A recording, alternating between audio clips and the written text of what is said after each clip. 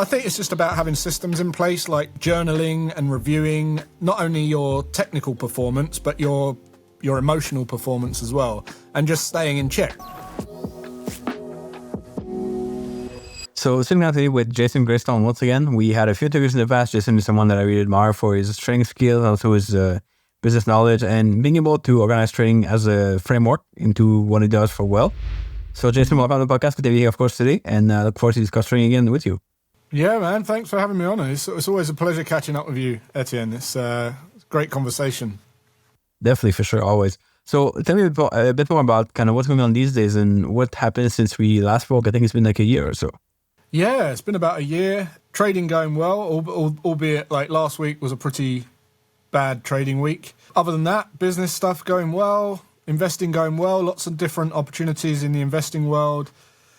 And trading wise, it's gone a bit crazy on the community side of things because the YouTube channel went berserk, and we got like one video that did 5.2 million views that then got us a lot of people interested in what we were doing. So kind of been looking after those guys and making sure that we've built our community well. And yeah, it's just been great, man. Really great to be able to share with more people the realistic approach to trading and what it's really about.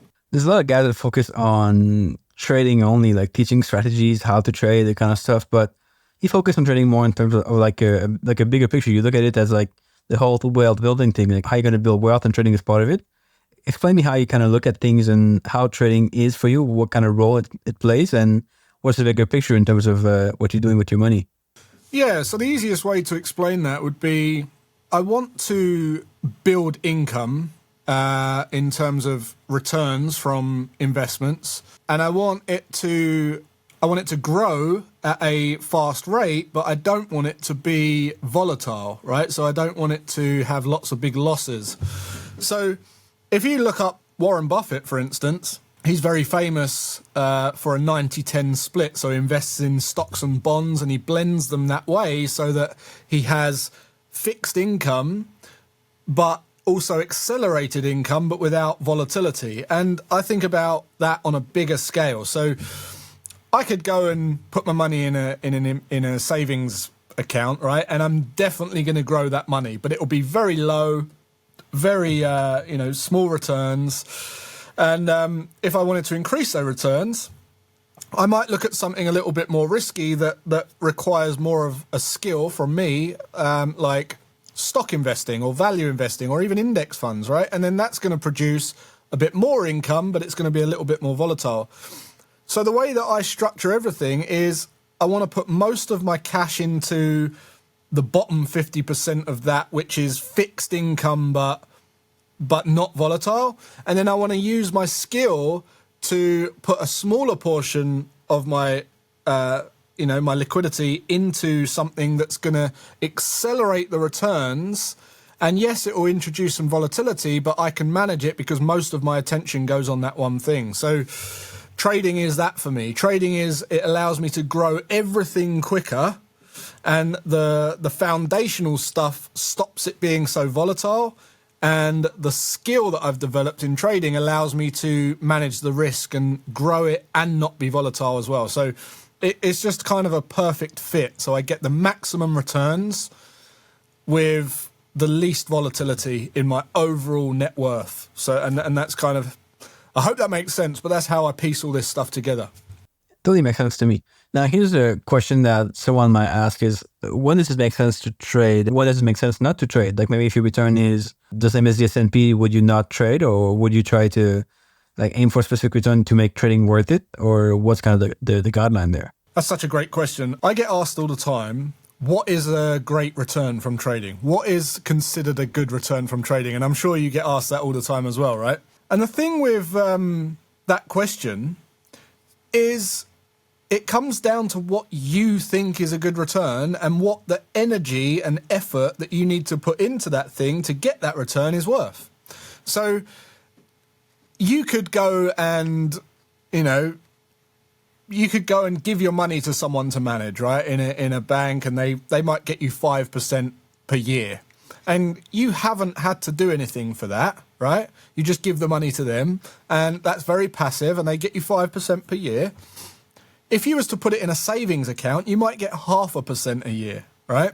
Learning, so to go and give your money to someone, you had to at least put in some effort to figure out who you're going to give your money to. So you've done a bit of research, and you've exerted yourself a little bit to figure out where's best to place my money, and you're getting 5%. If you wanted to start an online business, you're going to learn how to bloody build a business, man. It's going to take a lot of effort, like you're going to have to learn a lot of things to go and build an online business. You might put, I don't know, $10,000 into building this online business.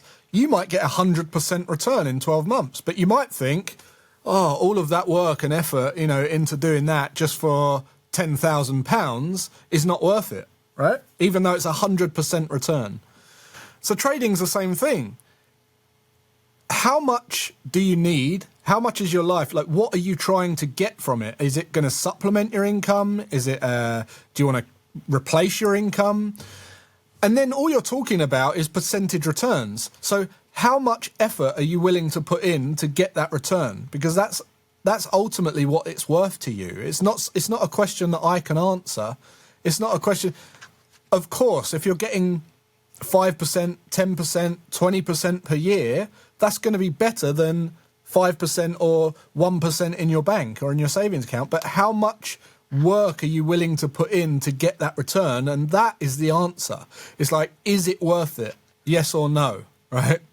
And that's going to be subjective to you. I always say most people, they like the idea of trading until they have to put in the work to learn and master it, and then they realise, actually, I'd probably be better doing something else for less effort and putting my money there because I'd get better returns for the attention and effort that I'm putting in. Does that make sense? When it comes to trading, what's your go-to trading style? Do you have any kind of preferred strategies or preferred time frame, or what do you focus on? Yeah, I prefer on like higher time frames. So I don't want to spend too long at my charts at all. I've learned that consistent results are consistent trading, and I don't want to be consistently at my charts all day, every day. So I tend to pick systems that will take me 10, 15 minutes every day just to check through. So in order to do that, I use the daily time frame for a lot of my trading. And then I have a small portfolio that I use intraday time frames, like 4 hour to the hourly sometimes, but there's only 8 pairs in that portfolio, so it's manageable, and I only do it for like a few hours, a couple of hours each day. But the majority of my trading, so my swing trading or my daily time frame trading, I've got like 28 pairs that I monitor on a daily basis, but it only takes me like 15 minutes because it's basically just a checklist. So I kind of see my life like Tetris, where I want to do less and have more time and more space freedom, right? Just like yourself. And if I can make money doing something, the first thing I ask is, how can I do it less, and how can I do it like be more flexible and more mobile? So that lends itself to suit my lifestyle a lot better of where I'm at in life now. So yeah, much higher time frame, not as active, but still make as much money because of the portfolio size and the amount of strategies that I trade across that portfolio. That's interesting. I'm off the daily chart like beginning of this year, all fully daily charts now, so it's kind of cool. Definitely a lot of more time, so it's kind of nice. Now the big objection is people are going to say, oh, if you trade daily charts, like you don't have any setups, it's like very rare to have any trades, or you're not going to make as much money as you would do with day trading or like trading intraday. What would you respond to that, and how do you structure it so that it's still worth your time to trade daily charts? Yeah, first of all, I think we have this common misconception around time for money, and we think that the more we do, the more money we make. When actually that's not true in trading. There's no correlation at all. It's you could spend 8 hours at your charts placing 10 trades. But because you're day trading and you've got a risk management profile and a strike rate profile that is, you might be 50%. You might win half of those, and they're smaller trades, right? So you might have a situation where you've got someone spending 8 hours a day trading and taking 10 trades, and then someone trading for 10 minutes a day and taking one trade, and they only get one a week, but their strike rate's 80%, or their risk reward profile is huge, and the amount of money that they make on that one trade is more than or the same as someone trading 8 hours a day trading. So there's literally no time for money correlation. You can build a trading system and a money management system that suits how much you need to earn, whether you're at your charts all day or for 5 minutes a day. That's the beauty. That's one of the most attractive things for me in trading, that there's no time for money correlation. I get why people think that. And I also, it's very hard, and this comes down to part of the reason it's so psychologically hard to master trading from what I've seen, and that is we need to feel like we're doing something, and if we're not doing something, we're missing opportunities, or we are, we should be doing more, and then that starts to make us creep into trades that we shouldn't be in, and then you get this kind of over trading thing going on, and that never ends well. So think about it like this. If you want to day trade, you can only focus on so much at once. You probably won't want to trade too many pairs, maybe 3, 5, max, really. If you're in that zone, you're going to lose concentration looking at too much. If you're trading higher time frames, you could have 25, 28, 30 markets on at once, and you can catch all of the trades. So for me, there's no correlation between time for money, and I would get that out of your head as soon as you can. The more you trade, the more mistakes you're going to make, the more human error, the more less focus you're going to have, the more noise there is on the lower time frames, the more volatile it is, the more you're going to be subjective to spreads and things like that, where you're paying to get in and out multiple times. I've seen people sell scalping systems, right, to people, and they say, yeah, you get in and out within 2 pips or all this kind of craziness. And I look at the market that they're trading, and the commission, the spread is 2 pips. So I'm thinking that you cannot make money doing that. It's impossible. It's mathematically impossible to make money doing that. And yet these people are following these systems like you can make money. And yes, you can make money scalping if you've got a huge account. But until then, you're not gonna make money. Simple as that. Or not. You're not going to make enough money for it to be inspiring to you.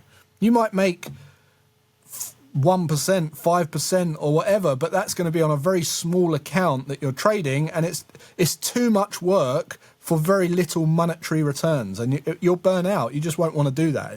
As I say, you're better giving your money to someone else to do something else, or build a business or something more exciting, because you're just not going to. There's not going to be any longevity in it.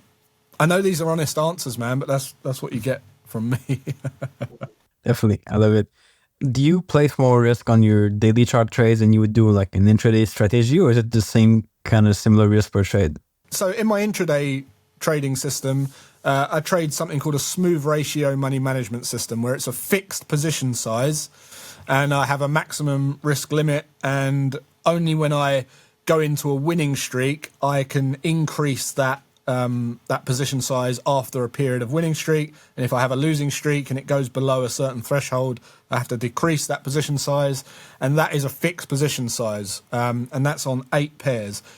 In my swing trading, my daily time frame stuff, where I trade all the pairs, I have a fixed percentage position. So it's a fixed risk amount. So 1%, it's actually just under 1%. Per trade, and then I have correlation risk that goes into that as well, to make sure that I can't take, not be overexposed in certain conditions and situations. Tell me a bit more about the mindset. Whenever you coach traders, what's some of the mindsets you have to change in people? Maybe there's something they think the wrong way, or things they don't realize, or things that they have to flip to be able to get to success eventually. We touched on one about time for money. I think that's a big one. Second one is, what I find that the biggest struggle is when you're learning to trade, you spend a lot of time in the markets, right? Because you're not only learning the concepts and the theory, you're also learning the technical side, and you're learning the practical side, and you're learning your way around charts, and you're learning different things, and then you're learning strategies off by heart, and then you're drawing strategies on, and you're testing stuff, and all of your time is spent consumed with this trading world, right? And then when you get to a certain point, you've developed a system, you know it's got a profit, like it's got an edge, you've got a profitable projected system because you've tested it all. You know if you do X, Y, and Z, you'll get X, Y, and Z result, or you should do. And then the next day, you go, right, now I'm ready to like open an account and start trading. And one day goes by and you don't get a setup. 2 days go by and you don't get a setup. And then 3 days go by, you get one setup. And all of a sudden, your time has gone from like every minute in the charts to like not very much time. And that starts to make people think, what am I doing wrong? Why aren't I getting any trades?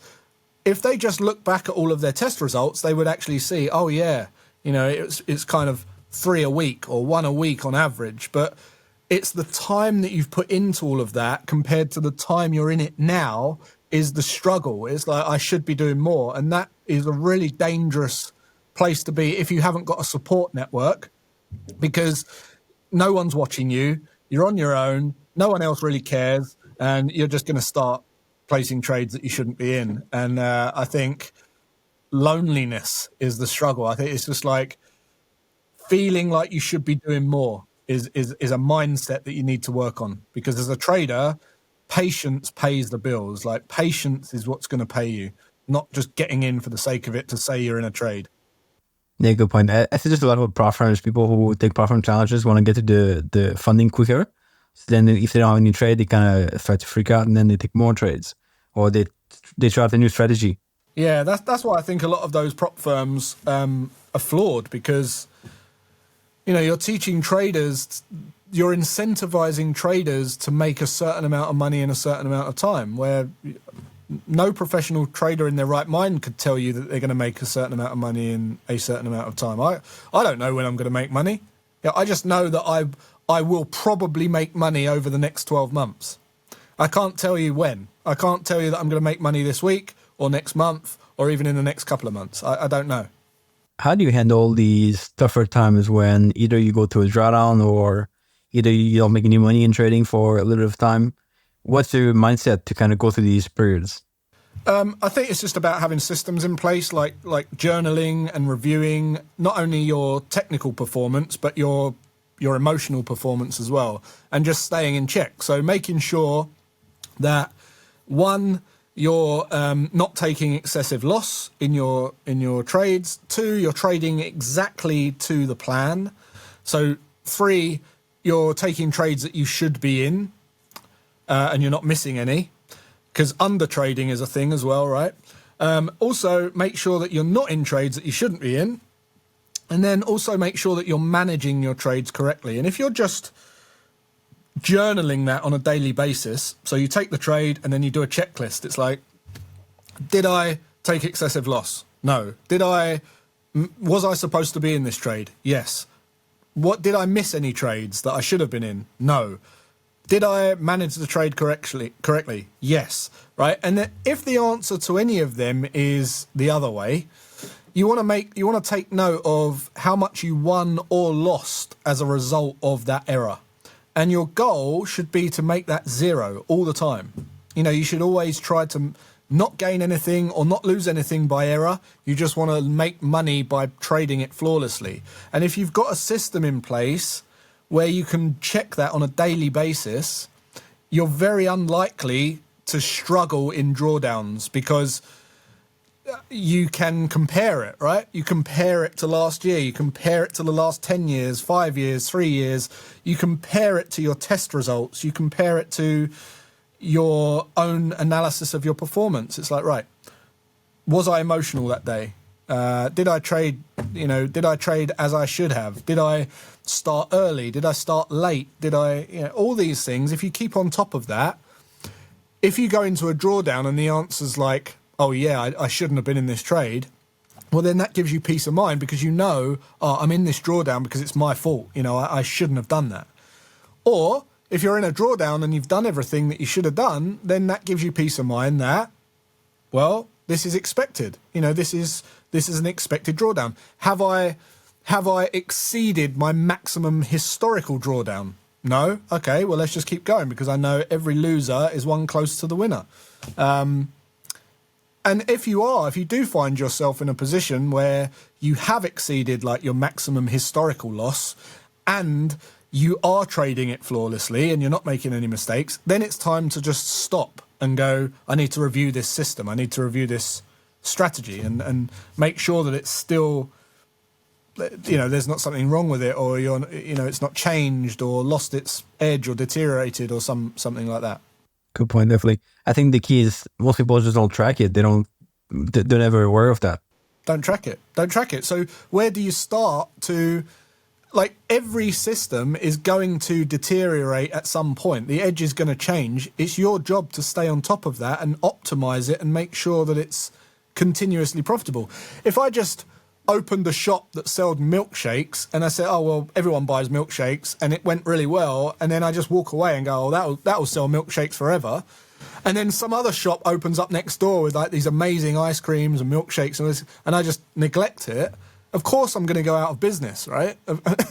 So it requires me to be in that business to say, well, what are they, how is this affecting us? What's the change in trend here? Who's going next door and why are they going there? And I need to make this or change this, or you have to do that in trading as well. If you don't do that, you're gonna, at a point, it will come a time where you're no longer profitable or you're struggling to make profit and you don't have an idea why. And it's back to the drawing board. It's back to square one. You have to start again. You have to develop a new system or do another strategy or whatever. Whereas if you just keep on top of it, it grows with you. It becomes more profitable because you know it even better. You don't struggle with that. So, yeah, I don't know why people don't journal their trades because that is literally your next set of backtesting to keep you sane. If you go, do you know what? I'm having a bad summer this year. Let me look at last year's results and the year before that. Oh, I don't have any. Whereas if you said, I'm having a bad summer, let me look at last year. Oh, actually, last summer was exactly the same, or the average of the last 3 summers was the same, then, oh, okay, that makes sense. I'll just ride it out. It gives you such more mental clarity and psychological strength if you've got that journal data, right? Otherwise, how do you get better? What gets measured gets mastered. When do you tell people who want to start in trading and get profitable, should they kind of invest their money first into like some like low volatility indexes or something, or should they save like in the savings account first, or should they go like put more effort into trading first, put more money into the trading first to be able to get this running in the first place? I just think that you have to have stable mindset, right? And you are not going to have a stable mindset if you take everything that's in your bank that you need to pay your bills and put it into a trading account and start volatile trading, right? That is not going to end well for you. So our mind, the best way to describe this is the comfort in our mind is based on how long we can survive for, how safe we are, right? Now, love it or hate it, money is directly linked to our survival because we need money to pay for living. That's it. So the more money you've got, safe and secure, is going to activate a new level of your mind, a new level of creativity. If you haven't looked up Maslow's hierarchy of needs, go and look that up, right? It's basically how our human psychology, how we are as humans. And the easiest way to look at that is if I've got 3 months, 6 months living costs in the bank, it doesn't have to be investing in the market. It could just be in your bank. Then anything on top of that you put into trading, you're going to manage more wisely because you're not desperately trying to make a load of money and you're not scared of losing it, right? Because you've got this cushion.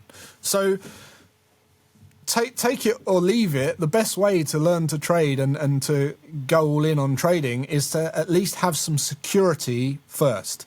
And that, I think, is the biggest missing piece. Most people that I see trying to get into trading, of course, there's people who have earned a lot of money in their life and they want to manage it better and they want to learn to trade. Great, that's perfect. But there's a lot of people who don't have any money and they want to learn to trade to make a lot of money, but it's flawed because they can't learn because of the way that their mindset's wired at the moment. And if they take everything they've got and try and learn to trade, they're gonna lose it all because they just won't have they won't be calm enough and poised enough to not only have logical decision-making processes that you need that demanded of you as a trader, but they won't be able to trade the markets. They just won't be able to. They haven't earned that level of risk. Like they haven't earned their right to risk. So, yeah, so it's a tough one. Unfortunately, most people who are broke want to learn to trade quick. I know you've done videos on that in the past on your YouTube channel, but what would you tell these people to focus on first? Should they build the right skills to make money and invest in trading, or what's the path for them? The beauty of trading is like one of the only money-making businesses that you can create and get to a point where you know you're going to be profitable without even spending any dollars, right? So you can go and learn all of the charting. You can learn all of the fundamentals, all of the technicals. You can go and open up a demo account. You can go and test a strategy and trade a strategy and build a strategy. You can go and test it, see if it's profitable.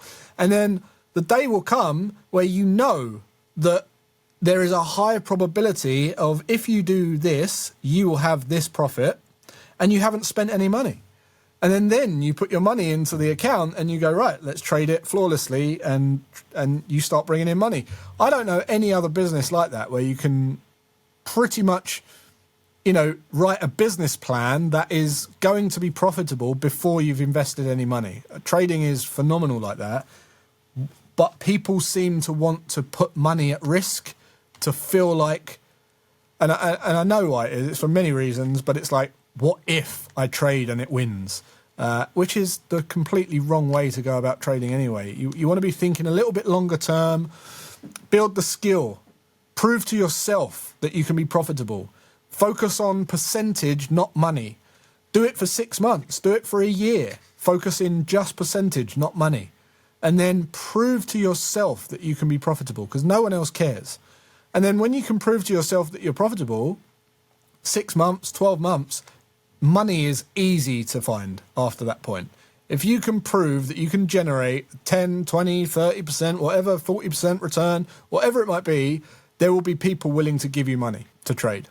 That's a good point, though. It's very true. Like, the reason why people don't go demo first, they go straight to live, is they're afraid they're going to miss out on money they could make now if they went to live, if they traded strategy live. But in reality, the market's going to be there in like a year or 2 years even. And you're probably going to lose the money in the meantime anyway. Yeah. Do you know, when there's a story, when I was learning to ride a motorbike, I learned quite late on. It was like, I don't know, 5-6 years ago. And the instructor said that a lot of the kids, they don't pay for their test and the insurance because they would rather spend the money on the gear and the helmet and the bike, right? And you think, well, that's flawed. Like, they're driving illegally and that's not going to last very long, right? But they'd rather have that because that's the result. That's the result. They're riding around on the bike. And most kids lose their license forever here because they don't ever take their test or get insurance because it's money that they want to spend on the bike. In trading, I see people say, oh, I don't really want to learn. I don't want to pay to learn because I want to put that money in my trading account. And it's like, what are you, like, what planet are you living on? Like, you're going to lose that money and then never have that money again. Whereas if you spend it on your education, learn the right way, then you'll make loads more. But it's crazy, man. Humans are so crazy. Tell me where people can find you and connect with you after this podcast. Absolutely, yeah. JasonGraystone.com. I also have a podcast, so it's called Always Free. If you go and check that out, hopefully you get some value. Jason Graystone on YouTube, if you like trading. And yeah, man, it's been great talking to you again. Always, sure. I appreciate your time. I'll leave a link below for people to check it out. You guys check out the YouTube channel. We put a lot of good content there for sure all the time. You have a lot of cool videos there, so they can check this out for sure. And looking forward to talking with you again in the future.